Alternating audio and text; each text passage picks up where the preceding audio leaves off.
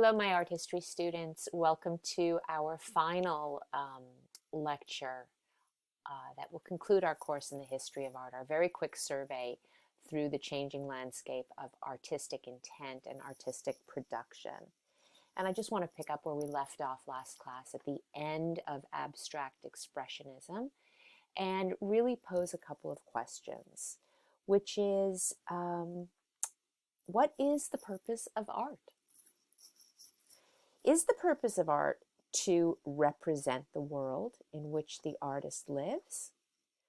Or is the purpose of art to rise above the everyday and reflect more general, more abstract, and even more spiritual matters, like we see here with people like Jackson Pollock, who we talked about last class, and also very, very specifically, somebody like Mark Rothko, right?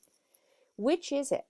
And most importantly, do we have to choose? Are these irreconcilable differences that the artist is representing personal ideas, reflecting the world in which he lives or she lives? What is it? What is the purpose of art? And what we're going to see is, and we know this just from our own experiences, we are in a new age of artistic pluralism, where there really isn't a precise consensus, but there are a variety of approaches. And that's what we're going to see, and that's what we began to see as abstract expressionism began to wane. People like Ellsworth Kelly, David Smith, Frank Stella, and ultimately we got to Donald Judd and minimalism. And so I ended the last lecture talking about this expression, postmodernism, and what does it mean? And this idea that artists are going to actually reject a lot of the moral seriousness, this kind of elite ideals, the search for universal forms, to the postmodern world where artists are like, yeah, no, I'm going to make art that's fun, that's funny, that is about commercialism, that reduces this space between high and low. And yeah, I'm going to embrace the fact that art is a business, particularly Andy Warhol, who we're going to look at. And it is sort of the reflection of popular culture. And that is how the expression pop art comes to be. Pop is short for popular. So I want to start with Andy Warhol, because if you only remember one artist from this time period, from pop art, certainly Andy Warhol would be the person. The Campbell soup cans is pretty much an iconic image to represent this whole movement. I'm going to show you some other wonderful things as well. But Andy Warhol really asks the question, what is the appropriate subject matter for the modern world, right? What are the things, what are the items or the images that concisely embody the experience of modernity? Now remember, you may have a very different answer for that today, 40 plus years later, right? This was done, 60 years later. These paintings were done, pop art was sort of coming onto the artistic landscape in the 1960s. So think about what's going on in the world in the 1960s, and we can, kind of reflect a little bit differently on the subject matter. But Andy Warhol is basically saying, what is the inventory of America? And what's really interesting is, he asks these very profound questions. And the thing is that some people say, well, I don't get contemporary art. I don't get it, because unlike an Egyptian tomb painting or a Greek sculpture, art that's made since 1960 actually reflects our own past, right? And it speaks to all of the dramatic social, political, technological changes that have been happening. And what makes art today particularly challenging is that, like the world we live in, it's become extremely diverse, right? And it can't be easily defined through a list of visual characteristics. And so I think that as you've followed along in the course with me, you've learned that, we might be talking about Impressionism or Post-Impressionism, but the paintings or the sculpture or the work that the artists are making don't necessarily all fall into what you'd visually say is a similar category. So what is the subject of pop art, right? Pop art takes its subject matter from what they say are lowbrow sources, like comic books and like advertising. And it's, a movement that really wants to blur the line between fine art and the ordinary aspects of life. And so I think that it's a really interesting thing to think about, especially when you think back to what some of the postmodern artists were saying, right? One of Andy Warhol's most famous works of art is this one, the Gold Marilyn. And I think it's a really interesting comparison that I'm making here for you, right? Where I'm showing you kind of a Byzantine Madonna. And then, of course, the Marilyn Monroe portrait that he made after she had died, also painted onto a gold surface. And it was the actual photograph he took from her last photo session from the newspaper. And it's a really interesting thing. He's sort of asking us to think about religion, whether Marilyn Monroe is kind of the Mary of the modern world, and he had been known to talk about that. And also a very powerful response to all of the abstract expressionists who would have considered this low art or vulgar art. So I wanted to really have you guys think about this and think about this expression. And there's a really interesting quote that Andy Warhol said, he basically said it, and he said, the pop artists did images or made images that anybody walking down Broadway would recognize in a split second, right? The things that surround us. Comic books, picnic tables, men's trousers, celebrities, shower curtains, Coke bottles, Campbell's soup cans. And here's the interesting part. All the things, all the great modern things that the abstract expressionists, meaning Mark Rothko, Jackson Pollock, right, that they tried so hard to not notice at all.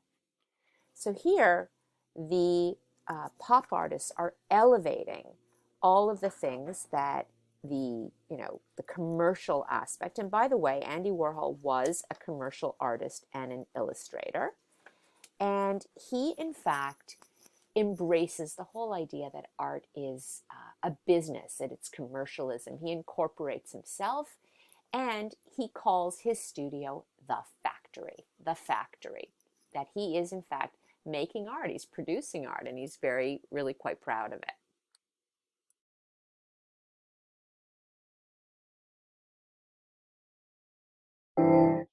So you've heard of Andy Warhol, and you know he did the soup cans and the portraits. But today I want to tell you why his work really is interesting and worth your consideration. Here's the case for Andy Warhol. You know him to look like this, but Andrew Warhola was born in Pittsburgh to Slovakian immigrant parents and started out looking like this.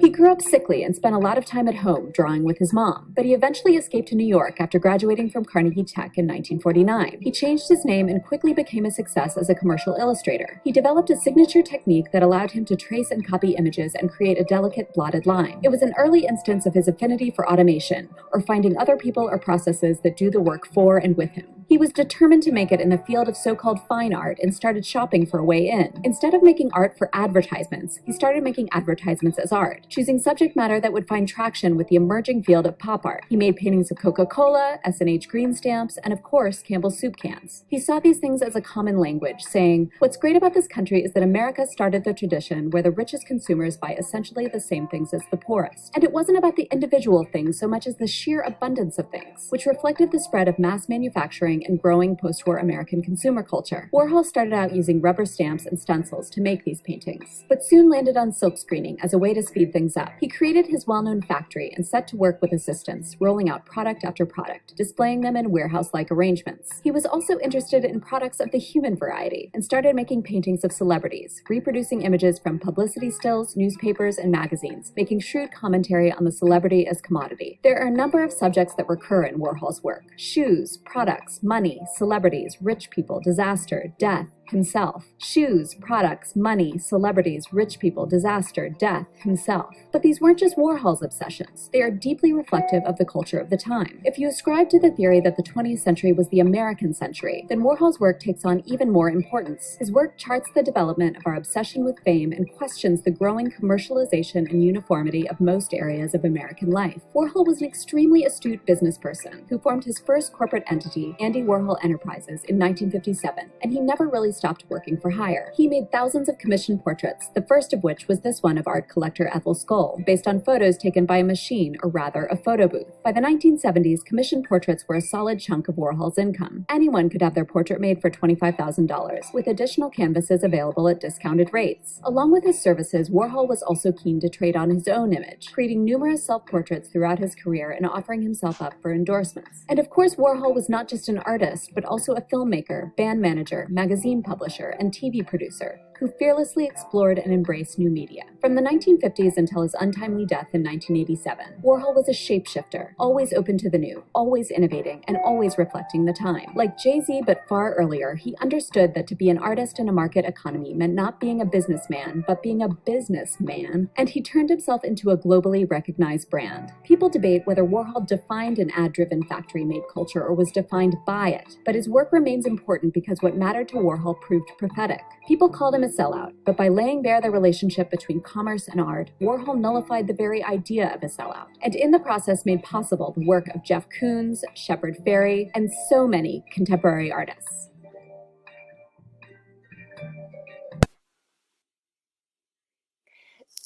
Excuse me.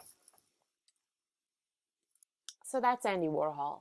And as the pioneer, as sort of the leader of the pop art movement, we certainly recognize his images. And I'm going to just show you a few more.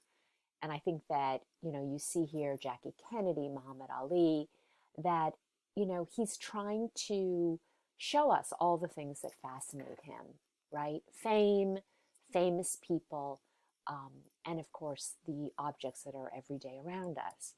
And by putting together this kind of combination of elements, I think that you really see kind of his commentary on American culture, right? The Las Vegas Strip, Barbie. And if you think about Barbie and you think about her next to kind of the images he did of Marilyn Monroe, and we know that he was in fact very much influenced by the history of art. He is just inherently asking us to kind of make a comparison between these images, right? Are they similar? Are they different? What is it that we value? And even the Mona Lisa, and what's interesting about the Mona Lisa, and I love to talk to my students about this, is the Mona Lisa is a subject we've actually seen other artists, take and use, specifically Duchamp, right? The artist who takes the postcard of the Mona Lisa and paints a mustache and a little goatee on her. We talked about all of that in terms of the ready-made. So Andy Warhol is definitely following in the footsteps of Duchamp. And this is another reason why, we realize that Duchamp, the guy who took the urinal and flipped it upside down, why he's so revolutionary and so prophetic at the time. But kind of this idea where Andy Warhol makes multiple copies, right? He takes the Mona Lisa and he silk screens her, and then he turns her sideways and upside down and zooms in and out on the hands, right? He's asking us to consider kind of the images that are always confronting us. And think about this, right? This art is made at a time before really the saturation of images that we have today, living in the world that we live in, the visual world, the world of Instagram and the world of TV, and the multiple images. So again, I think that Andy Warhol is important because he is kind of creating the prophecy for what's about to come, and he was very, very right about it. Another pop artist is this wonderful artist, Jasper Johns, and I want to talk about him a little bit because he is also looking to the examples of Marcel Duchamp. And he's a really interesting guy in the 1950s, early 1960s, because he's an openly gay artist in the restrictive sort of and often paranoid climate of Cold War America. And Jasper Johns says that he wants to draw attention to common objects that people view frequently but rarely scrutinize. And so he makes several series of paintings, paintings of flags, paintings of targets, paintings of numbers. And he says that these are the things that we see, but we don't look at. And it's really, really interesting. And I want you guys to look at this quote that I put here at the top of the slide. And it's a quote that Mark Rothko said when all of this work by the pop artist comes to fore. And he said, "Are the young artists plotting to kill us all? We worked for years to get rid of all that." We worked for years to get rid of all that. And so I say to my students, and this is actually a photograph that I took of this painting, and you can see the thick surface that we'll talk about in a minute. What does Mark Rothko mean when he says, we worked for years to get rid of all that? What is the that he's referring to? Well, if you said the image, the thing, then you're right, right? The abstract expressionist worked for years to get rid of an image, and now it's back, like back, right? The image, the Campbell's soup can, the flag, it's back. And what's really interesting about Jasper Johns is he uses this material, this medium called encaustic, which is oil paint that has wax in it. And what it does is it builds up the surface. It makes it very, very thick. So when you think about a flag, right, the American flag is typically smooth. It's made out of a polyester, and it's very light and sheer. But this is actually the opposite. It's this heavy, thick, and you can see lots of things in the surface of the painting. So here he is. Here's a picture of him when he's young, and when he chooses to make the paintings about targets, by the way, it's before the store Target existed. So there's a lot of meaning to this word target. And I also love his paintings of numbers because, again, he says that these are things that are all around us and we look at them, but we don't really appreciate them, right? We don't really think about them. And so one of the things I think that art does is it forces us to look at things in a way, right? In a new way. It forces us to really maybe pay more attention to the world around us. Another pop artist is the artist Roy Lichtenstein. And Roy Lichtenstein is really interesting because his sort of typical style is this comic book style, right? And you can see that. And I think that one of the things that is very important to know about Roy Lichtenstein is that he's using what we call appropriation. So let me see if I can show you that, right? Appropriation. Let's see.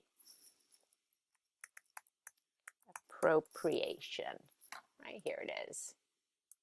And what does appropriation mean? It's that an artist is incorporating a pre-existing image into a new creation and giving it meaning, right? And he does that in several different ways. So here he's doing it with the comic book, right? The generic comic book or soap opera, which is really, at this time in the 1960s, is a mainstay of American culture. All these soap operas are on every afternoon for, the typical idea that there are people, women in particular, who are home and they're doing housework. And they're, watching these things. Or, the comic book that is, remember, it's meant to be read and discarded. It's like a few cents, a few pennies to buy a comic book, and you don't save it. Most people don't save it. You read it, you throw it away. So what does it mean to appropriate things like that and to immortalize them in oil on canvas? and enshrine them into a work of fine art. And the issue of what is real and what is unreal in media culture was becoming a topic of concern and discussion in the early 1960s. And as we all know, this continues today. So the sort of the dots, the Ben-Day dots, are something that people would have been used to seeing from the way images and photographs were generated in the newspaper. And you guys should recognize this, that this is sort of a commentary on Van Gogh and Van Gogh's final paintings that he made toward the end of his life. So these artists are questioning what art is, and they are making art about art, right? So here is a piece of art about the word art, or art about, paint and brush strokes. So they're all having a very sort of different take on what art is. And I want to show you a little bit. This is actually one of my favorite artists, David Hockney, and he does these really wonderful photo collages. He is a British pop artist, and he's still working today in California. But what he does is he kind of puts together these, images. And here you see this kind of image of people playing a Scrabble game together, right? And what he's doing is, by using photos, he's showing an alternative way of conveying space, because he's combining photographs taken at different moments during the game to create a work with multiple viewpoints. And we know that he was very interested in Picasso and experimenting with artistic conventions of perspective and using kind of technical, modern technical devices at the time, in this case, photography, the fax machine, the copier, the computer. And, you see it here. So this is so interesting because you see her, she's thinking, oh, she's excited. And here she goes. She's putting down her tile, right? And the same thing with him. He's having all these varied reactions. The cat, and this is, by the way, David Hockney's mother, thinking, responding. And he gives us this little teeny edge of the table here. And then, of course, David Hockney's hand himself. So it brings us into the picture. So he's pretty well known for these beautiful photo collages that he's done. And I've actually given my students kind of the assignment in the past to, go out and take a bunch of pictures, and you can email them to CVS or Walgreens, and they'll print your pictures for you for just a few cents each. And you can kind of put them together. And what's interesting is this one of kind of a space, let's say, out in the California desert. Clearly, all of these signs are not present the way he's showing them here, or the trash, but he kind of creates this new form of alternative reality. And you can see that here in this chair, right? Defying the way our eye would work in perspective. And I really, really love this one. Look at this one, guys. I'm going to make it a little bit bigger. It's this kind of photo collage he does of himself walking across the Brooklyn Bridge. And what happens is you are able to perceive and experience this moment in a way that you never could. What am I talking about? You see the top, the cables up above, and then you also see his feet. You see his/your feet looking down. And so Hockney is kind of using technology at the time, photography, Polaroid photography, to give us a new perspective, right? And to create something new. And he was very, very taken with all of the technology. I also want to show you this last image of him because he also is influenced by the idea that the Impressionists went out and painted en plein air, out in the open. And I just wanted to show you this. The last pop artist painter we're going to look at is an artist named Robert Rauschenberg. And he is famous for what are known as the Combine paintings, the Combines.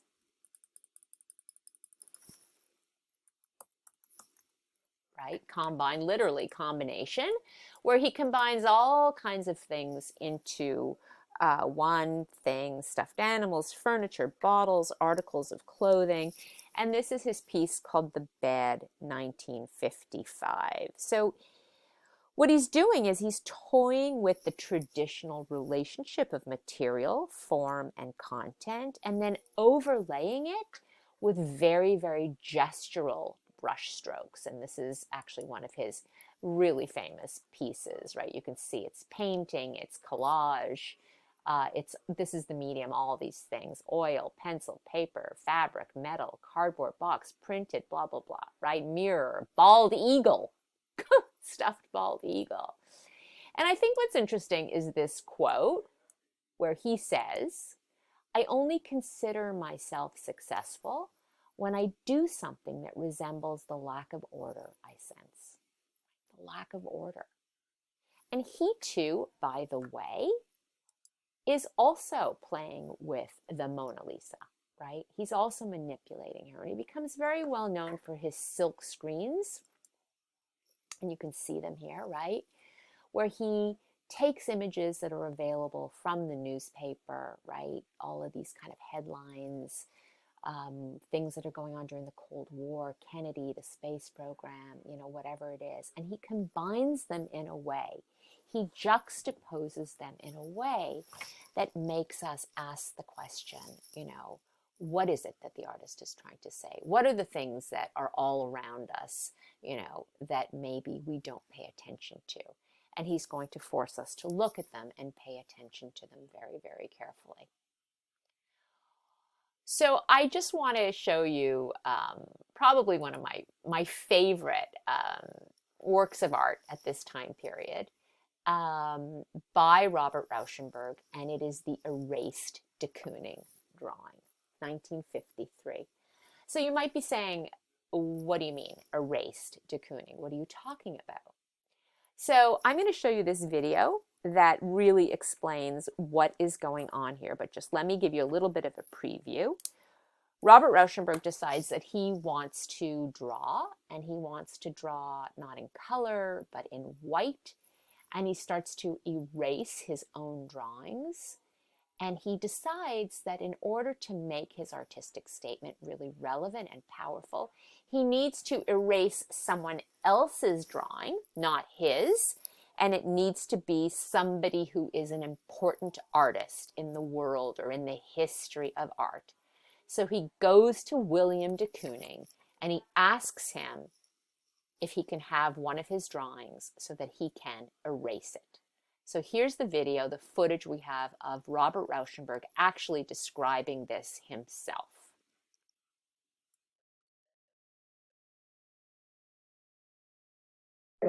William de Kooning was the most successful and inspirational of the abstract expressionist circle. Many young artists of the period were in awe of his mastery of painting and drawing. Everybody was working like de Kooning. And I already wasn't painting like them. In fact, they didn't take my work seriously, which made me even friendlier as far as they were concerned, because I in no way could be considered a competitor. So I was no threat.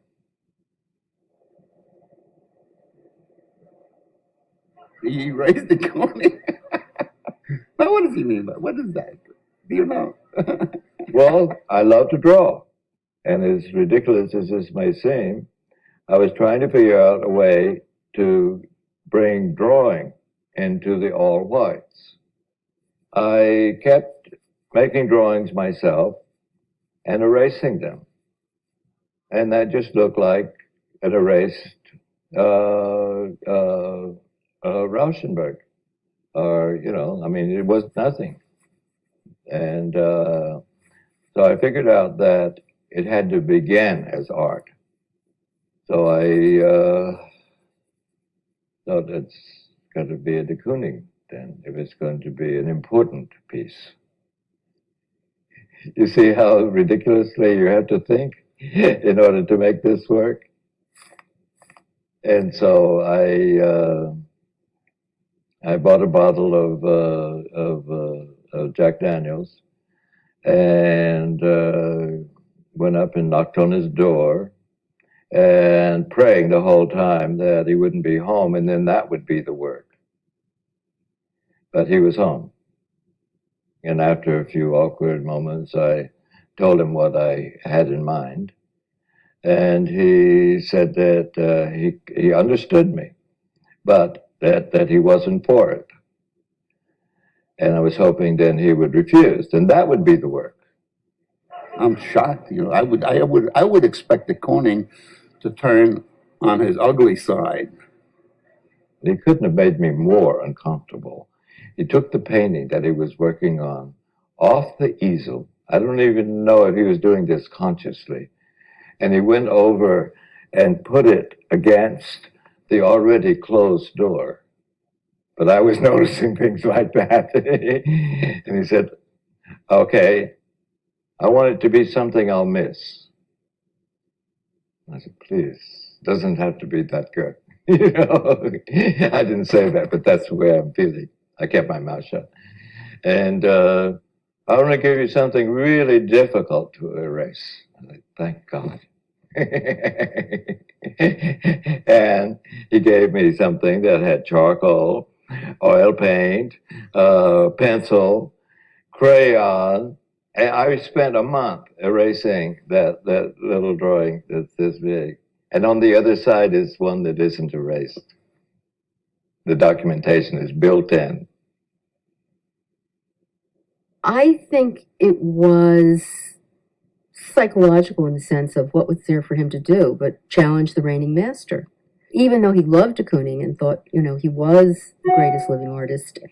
And then, of course, it created this immense scandal. How could you erase this masterpiece? And not only did you presumably take something out of the history of art, but you also defaced property. They think it was a gesture, protest against abstract expressionism, because it's a very complicated story. And I don't think most people would think this way. And so it is hard for them to think of that. Or just a pure act of destruction. Vandalism is the other alternative. And for you? It's poetry. So I just want to take a minute and ask you guys to think about one of the things that was said during the film. Because I always do this when I teach in class and I talk to my students about it. You heard Robert Rauschenberg say that he gets this idea and he goes to William de Kooning's studio and he climbs the stairs and he knocks on the door and he hopes that de Kooning won't be there, because if he wasn't there, then that would be the work. That would be the work. But he was there and he opens the door. And then he tells him what he wants to do. He describes and explains to William de Kooning what it is that he wants to do. And he hopes that William de Kooning is going to refuse him, because he says then that would be the work. So what is it? What is Rauschenberg saying would be the work? Right. If you guys said that the work would be just the act, the idea, the artistic intent of going and climbing the stairs and the act of the door opening, then the act, the work, the art is the process, right? That there's nothing really left. And it's so true of this erased de Kooning, right? There's nothing there, it's erased, but the entire work, the entire artwork is in the process of what happened. So now we've had a bit of a sampling of several pop artists, and the last one I want to show you is actually Claes Oldenburg, because he is considered to be a pop artist himself, but he is a sculptor. And the thing that Oldenburg is most famous for is his taking of everyday objects and blowing them up literally into this massive scale. He's a Swedish-born guy, and he takes a more humorous but really critical attitude toward popular culture and does large-scale public projects. And he says that he wants to reanimate life, reanimate a dull, lifeless sculpture. This is what he does. So you can see very clearly what he's doing. He's taking objects that are all around us, right? Whether it's a rubber stamp, whether here it's a saw, or the kind of like a giant clothespin, and forcing us to look at it in a very direct way. And I think that, this is what art does, right? You can't miss this thing. You're walking down the street and you come across this element in the landscape. And again, it's similar to what I think Jasper Johns was saying about making things that are in our culture, popular culture, whether it's numbers, whether it's flags, whether it's Campbell's soup cans, making us look at these things and say, are these the objects that are defining our era? And that's really what pop art is trying to do. For the last part of the class, we're going to be talking about conceptual art, performance art, and earthworks. Performance art. And performance art is art where live action is the medium and the body is involved in some way.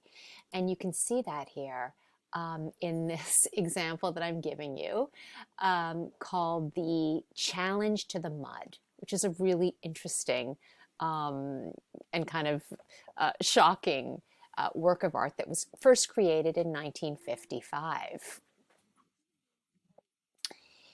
And what's really interesting is that, this is nothing really new. I mean, there's always been theater. Human beings have always performed in front of each other. And, storytelling, dance, carnivals, etc.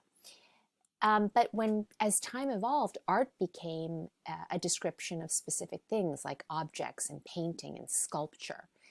So performance art is something that is different because there really is no definitive narrative, unlike theater where there typically is a story. And many people associate performance art with highly publicized controversies, say over government funding of the arts or censorship, etc. And at its worst, performance art can seem just gratuitous or boring. But what performance art does is it taps into our most basic shared instincts, our physical and psychological needs for the basic elements of food and shelter and human interaction, and also often our individual fears, our self-consciousness, our concerns about life and the future and the world we live in. And performance art will force us to think about issues in a way that can be disturbing and uncomfortable, but also make us laugh by calling attention to the absurdities in life and really sometimes the idiosyncrasies of human behavior. So I want to look at this one again, Kazuo Shiraga. And basically what would happen is this artist would pick a place somewhere out in the open, and he would have a dump truck come and back up, and the dump truck was filled with a combination of mud and concrete. And the dump truck would tip over and pour this mud or concrete onto him, and he would sort of writhe around in it until it would start to harden, and then he would get up and he would walk away. And that was his performance art. Another one that is really interesting is this work of art by an artist named Yves Klein. And it's really interesting because he's making comments on sort of the way the female figure has been represented in the history of art. He's making a commentary, I think, on Jackson Pollock, whose work was on the ground, on the floor, and the mark making. And what he did was he took two female figures, two female performers, covered them in blue paint, and as these sort of musicians that you can see in the background, right, as these musicians played one note over and over again, these two women dragged each other across the paper, the paper that was adhered to wood, and created marks with their bodies. Yeah, so for any of you who have ever watched the show Billions, there's a scene whenever they film in the boardroom, and he's got one of these paintings up above the conference table, which is kind of interesting. But this is sort of another performance art. And I'll let you guys just kind of think about that and think about how you feel about that.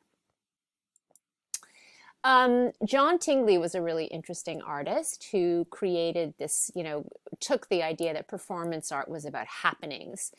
And in fact, he would build these kind of crazy machines or objects, as he called them, from found elements that he would get in the trash. And he's also giving a nod to Duchamp in that sense. And, he had washing machine parts and baby carriages and a weather balloon and all of these things kind of together. And he invited, in the garden of the Museum of Modern Art, he invited many people, including, I believe, the governor of New York at the time, Nelson Rockefeller, the head of the Museum of Modern Art, and turns this sort of object on. And unfortunately, or fortunately, it started to spin out of control and it caught on fire, and somebody had to call the New York City Fire Department to come and put it out. And, this happening became a much bigger happening than what had been initially intended. And so what did the artist say? What did Mr. Tingley say about his work of art? He said, it turned out even better than I would have ever hoped and would have ever thought it would have been. So this is performance art. Of course, many of you have possibly seen Blue Man Group. And this is, of course, considered to be a wonderful work of performance art. The other thing that is really interesting, and I just want to bring this up, is that all of these things, all of these events in performance art are meant to be experienced at the time, and then they live in our memory. But what's really interesting right now is because everybody is recording things, right? And in many cases not, experiencing it in the moment, but recording it and then watching it over and over again. Do we need to redefine what performance art is? And I think that that's something to think about. I like to end my class with a discussion of earthworks, and I'm going to start to talk about one of my favorites, this one by Robert Smithson, Spiral Jetty, where artists really engage in the landscape and try to create works of art that are affected by time and weather and other environmental issues that really take hold after the artist has completed their work. And so this project, Robert Smithson's Spiral Jetty, that is in the Great Salt Lake in Utah, 1969 to 1970, is what we would call site-specific sculpture, right? It's designed for a very particular outdoor location. And it's this 1,500-foot stone and earth platform that Smithson designed to spiral into the Great Salt Lake in Utah. And it is an archetypal shape, right? You think about spirals, and that we've talked about it over the semester. Spirals are forms that appear in nature at every scale, right? The spiral of the cosmos, of the Milky Way, right down to the spiral of the DNA, the helix of our DNA in our chromosomes. And so this is an archetypal structure, and on the left, on the upper part of the slide, you see what this looks like from space. It's also a really interesting dialectical shape. It opens and it closes, it curls and uncurls. And as Smithson said, it really reflected the coming and going of things.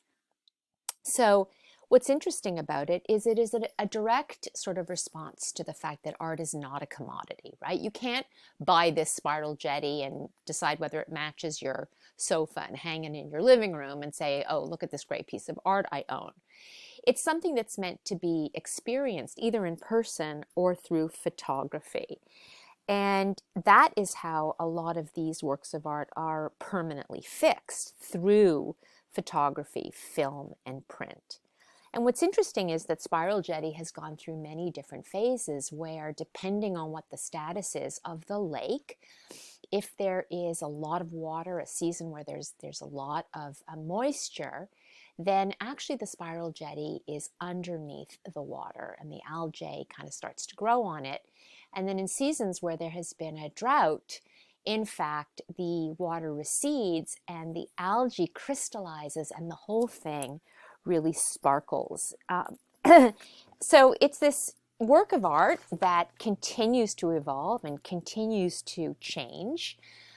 And by the way, Robert Smithson died in a plane crash at the age of 35 in 1973, apparently flying nearby. So he wanted to see it from up above, which is a really kind of sad but interesting story about this. So this is one of the first ones that I wanted to show you and have you think about. And also, and this is a slide I wanted to kind of summarize some of these ideas, he was very interested in this term entropy, right, which is the way things break down. And that in fact, it makes us aware of the brevity of our own lives, right? How brief our own lives are. And also this idea of contemplating nature, the vastness of nature versus the smallness of man. You will remember this painting that I showed you when we learned about the Romantic artists, right? Romanticism, which was all about man and nature.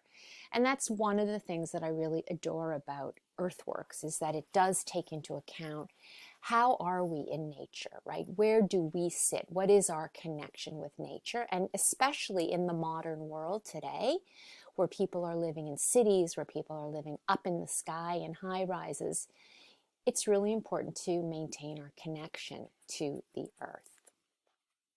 Another amazing project that I love is this one called the Lightning Field by in New Mexico by a sculptor named Walter de Maria. It consists of 400 stainless steel poles with solid pointed tips that are arranged in a rectangular 1 mile by 1 kilometer grid array. And in fact, Walter de Maria decided to do this project in New Mexico because he determined that this was one of the locations that received the most amount of lightning anywhere in the continental US. And so it's set up so that when there is a lightning storm, there will be this continuous freeze frame photographic recording of the event, and then he puts them together and he creates these beautiful photographs that record an experience of nature in a way that we would not be able to experience it ourselves. And one of the things that Walter de Maria liked to say is that he is making the invisible real, right? He's actually making the invisible real, and that we are experiencing something in a way that we could not otherwise. I think one of the poster children, or a poster child for landscape art and environmental art is, of course, Christo, who's, again, one of these artists who's known only by his first name, and his wife. And I'm going to be talking about Christo and a couple of different projects that he did, including this one, Surrounded Islands, Running Fence, the Valley Curtain, the Wrapped Reichstag, and you guys might have seen this project. He's quite famous for the buildings that he wraps. So let's just start to talk about Christo a little bit. And I want to specifically talk about his project for the gates, which is one of the kind of more recent projects that he did. And that is, let me just pull it up for you guys. That is this project right here, 1979 to 2005. So when you see the dates, 1979 to 2005, you know, obviously it didn't take him that long to erect the sculpture, but that is actually how long it takes him to create this work of art, to achieve this work of art. That then is only up really for 2 weeks in New York's Central Park. The statistics are really impressive. There were 7,503 gates that ran over 23 miles of walkways. Each gate itself was 16 feet high with varying widths. And it really remains a testament to two very controversial topics in contemporary art. One is how to create meaningful public art, and two, how art responds to and impacts our relationship with the built environment. And if I could add one more, I would say it's how does the public perceive the work of art, and how might it change their perception of what art is and what art can be. And here you can see this kind of aerial photograph of Central Park with the gates and the way they kind of circled and went through the entire park.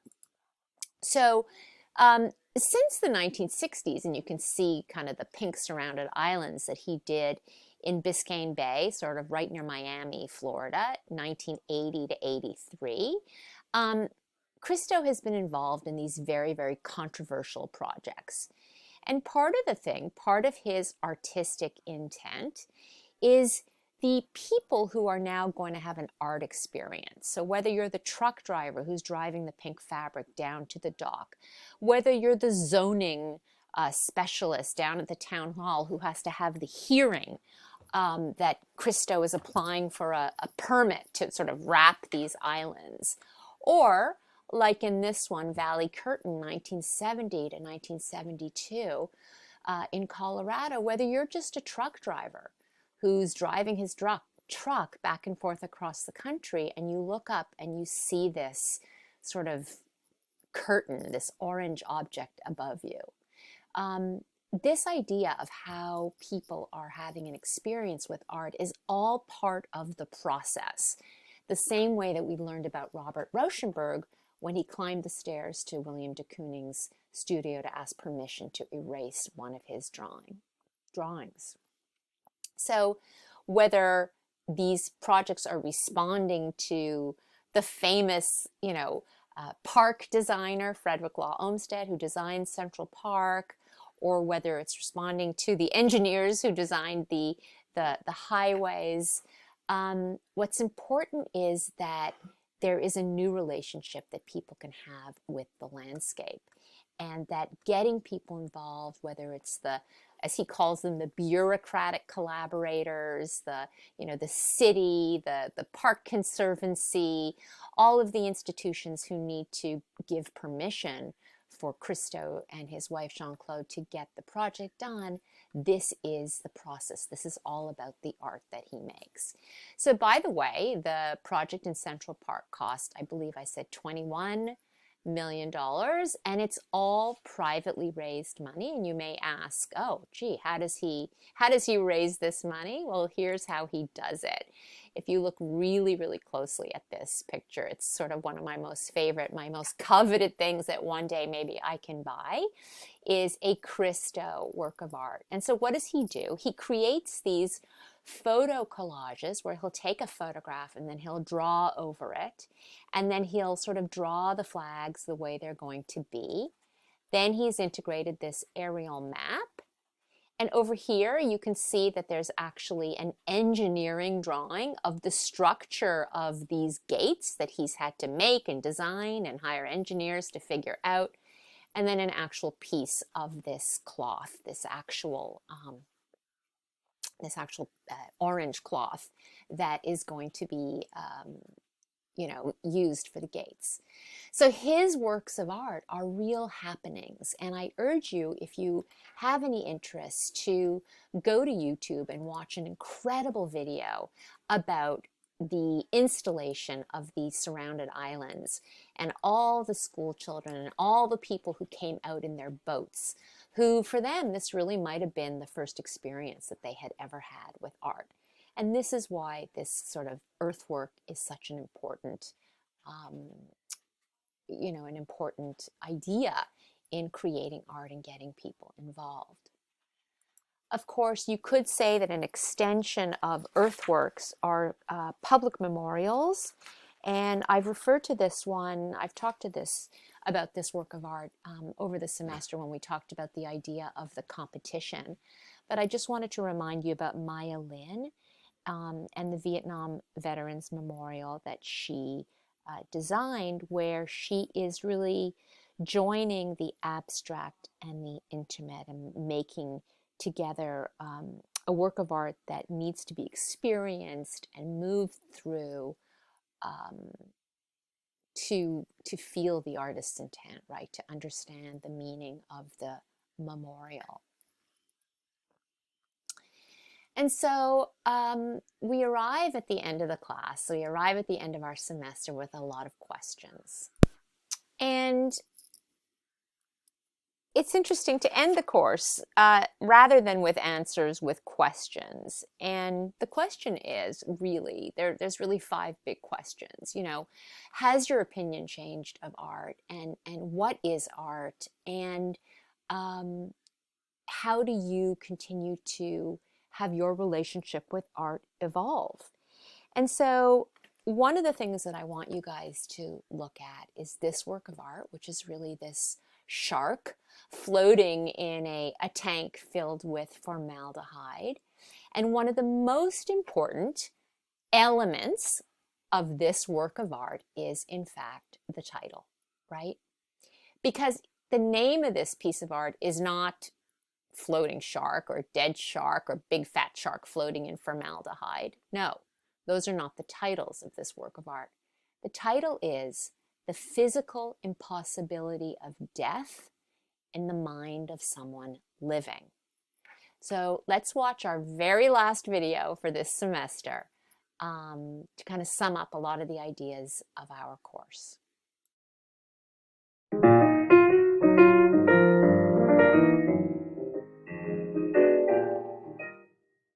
So we're looking at one of my favorite works of art from the last 30 or 40 years. This is Damien Hirst. And I'll admit that one of my favorite aspects of this work is its title. I feel like just those words could be a work of art. I mean, I'm not even looking at the shark. The idea of the physical impossibility of death in the mind of someone living, and there's different ways to parse that actually. It's either wordplay or deep, and I haven't figured that out yet. It strikes me as this great truth, the impossibility of really coming to terms with death as someone who's living. In many ways, the history of art is a coming to terms with mortality, of transcending the physical body, of the afterlife. Art through history has dealt with big questions. This is a work of art taking on those big questions. Because I agree with you about the title. The title, I'm going to think about it all day. I mean, that's why we're so afraid of death, because we just can't process it. But what we're looking at is, I'm assuming, a non-living shark. It's like a very large shark in a tank, but what am I looking at, actually? It's a real shark that was caught and killed and suspended in a tank of formaldehyde. It's stationary, although it looks like it's moving. It is stationary, and it's in a kind of beautiful tank, something that the artist is sort of framing the shark in for us to see it. And so, I mean, but just go back to, I guess, both the title and it being a work of art. And I'm starting to appreciate, I mean, because, you know, you could put this in a natural history museum. This is a shark. This is what a shark looks like. Study it. It's like a stuffed bison or woolly mammoth or something. But I mean, the title combined with this makes me think. I mean, there's some obvious things here. It's dead. I mean, I can interpret it. I just feel like I'd be making up stuff, though. I think that's part of the idea. When artists make things in the 20th and the 21st century, they're more open to interpretation than art in the Renaissance. We're looking at art which is meant to be kind of open to interpretation. It's not just what the artist said it meant, but we're allowed to bring our own ideas and associations to it, to fill out its meaning, to complete it. In fact, Duchamp said that a work of art is completed by the viewer. So let's talk about our associations with it. Yes, we're almost challenged that it's physically impossible to comprehend death in the mind of a living. I believe I'm living. So based on the title, I just can't, I'm being told that I can't comprehend death. And I'm just being faced with death right there. I've been faced with a very big version of death on kind of multiple dimensions. I mean, there's the shark is dead, although it looks like it's swimming, but it's also something that could kill me. If I were and you know, this is post the movie Jaws. So the shark, you know, there's few animals that occur to humans as something scary more than a big shark. And when you stand in front of this, it's scary to look at. It's like, oh my God, I'm very close to something that could kill me. And I mean, I guess your brain keeps going back and forth. Am I really processing death here, or am I fearful of this thing that I can't process, and that's why I'm afraid of? Well, why couldn't he have put a tiger? And maybe he could have. He just chose to use a shark, or a shark is more convincing, or it's just different. I mean, He does use other animals. There's a famous series where he slices sheep lengthwise and puts them in tanks. This is not the original shark. In other words, this sculpture now has a second shark because the first one dissolved. Despite the formaldehyde, it decayed. And the formaldehyde, of course, is trying to maintain the intactness of the shark and perhaps even its viciousness and this notion of its livingness. But we fail. This still dissolves. This still, in a sense, even but the dead shark that wasn't by dies. design, though. He intended this to be a permanent. I think he is struggling to Yeah. keep this shark intact. That's exactly right. But we don't have the means to do that. But who isn't struggling to keep themselves I guess intact? here I'm feeling that there's I guess I haven't completely bought this layer of interpretation because this feels like a completely inadvertent side effect of how the fact that he put a shark in formaldehyde to me implies that he was hoping that this would be around for a long time. His design didn't hold up to time, and so it's kind of falling apart. I mean, but that wasn't the artist's intention. Well, it's interesting. By the time we get to the late 20th century, artists are well versed in this idea of the impermanence of art. Beth said a minute ago that art for its entire history has tried to transcend human death. And in fact, one of the philosophical definitions of what a work of art is something that outlives us, that is transgenerational. Yeah. But here's something that is not paint. Here's something that's not marble. Here's something that is flesh like we are. And yet there is this vain attempt to have it outlive us, and it doesn't. It I can't. think he knew, yeah. So it wasn't just a design flaw. I mean, he stuck this in amber or something. There's too Yeah. much art that has changed over time for him not to know. He's too sophisticated. To know that this would have been kind of a The ancient Egyptians mummified bodies. I mean, yes. there's a whole history of human beings trying to stop time. We all Yeah. know that, we can use our best chemicals, we can do plastic Yeah. surgery, we can do all sorts of things, and nothing is going to stop the inevitability Yeah. of I mean, he could have decay. stuck it in amber or something and been that much more Would have preserved. been even slower. It would have been Or he could have yes. done something much more traditional, which is he could have represented a shark and made it more permanent in that way. Right. But by choosing the thing itself, he created the impossibility of its own preservation. Yeah, I mean, my brain just keeps going back and forth. Once again, I mean, the title by itself is all you need. So you have that whole conceptual dimension, but then you have this absolutely physical dimension, and you have this clash between that physical and that poetic. It's in that contradiction, it's in that confrontation that I think the art really exists. Yeah, I don't think it's just in the title. The title is lovely and Yeah. really speaks to me, I admit it. But the title together with this sculpture is a really complicated experience.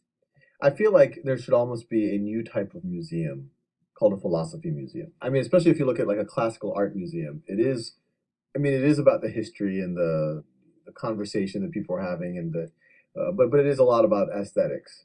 And it seems like, maybe actually modern art should be called philosophical art or a museum of philosophy, because it really is.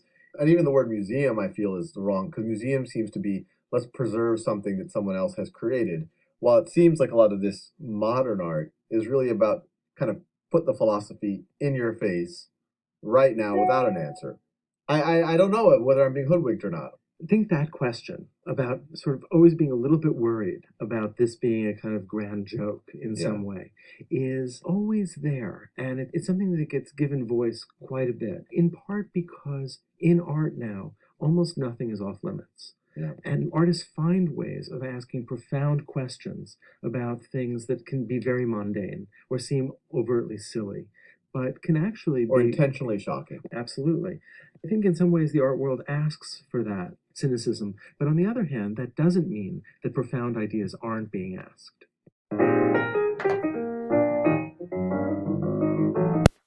So it's a fitting work of art to end our course with. The subject, the issues, the things that we've been asking ourselves, and really specifically the way that the history of art is coming to terms with mortality. of transcending the physical body, whether it's through Egyptian art or the afterlife, and through history, and through a history of art that really asks the very big questions. And so I think that it's a very challenging work of art, and it's important to remember that Duchamp, the artist that we studied with the ready-made, said that a work of art is completed by the viewer. And this idea that artists give us a certain amount of stuff to ponder, to think about, and then we bring our own interpretation to it, I think that that is very modern and very empowering, and kind of the idea that we are partners with the artist, that yes, we take the artist's intent and we can take it into consideration, but then it's art is so much subject to our own experience as well. And the question about how art changes, whether something is meant to be permanent or not, whether it's experiential art or performance art that's supposed to only exist in the moment and then in our memory, and how maybe that has changed because now people are recording things. I think that these are all questions that are really exciting for us to continue to ponder and to think about. Does art have to be in a museum? Is art a commodity? Is art only about aesthetics? Does art have to have a lot of really profound ideas behind it? Do you need to know a lot about art and the history of art to understand it and to enjoy it? These are questions we've been talking about since the beginning of the semester, and I'm not answering them. I'm hoping that through our conversations that you feel a little more confident in what you think about all of them on your own. So thank you for your attention and thank you for your time, and I will see you soon when we continue our discussions about art.